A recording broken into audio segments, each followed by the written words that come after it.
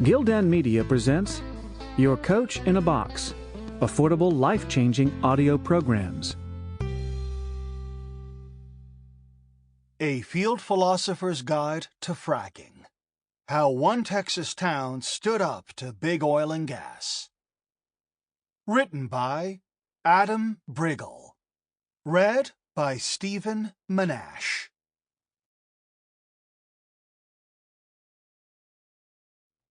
Introduction. Let 1,000 gas wells bloom. I had never heard of fracking until one fine autumn day at McKenna Park in Denton, Texas. I was pushing my son, MG, on the swing.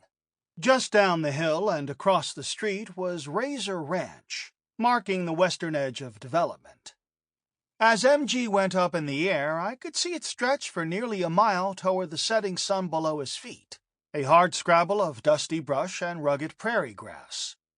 Like so much of the sprawling Dallas-Fort Worth metroplex, Razor Ranch was slated to be transformed from mesquite and cattle into Walmart and Petco.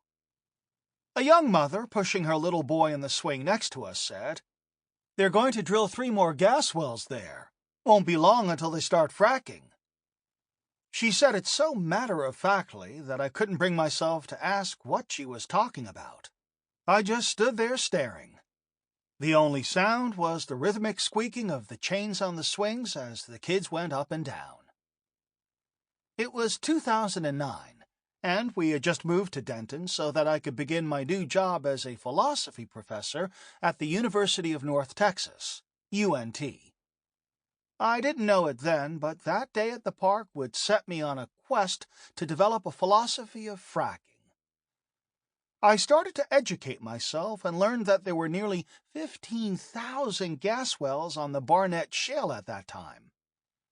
Around 250 of them were inside the city limits of Denton. I learned that fracking had sparked a global energy revolution, and that it all began just a few miles west of our new hometown.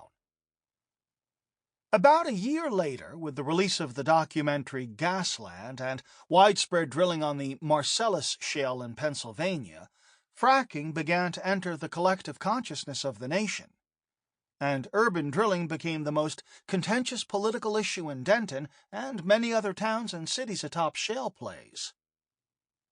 That's when Kevin Roden, a Denton City Council member, approached the Center for the Study.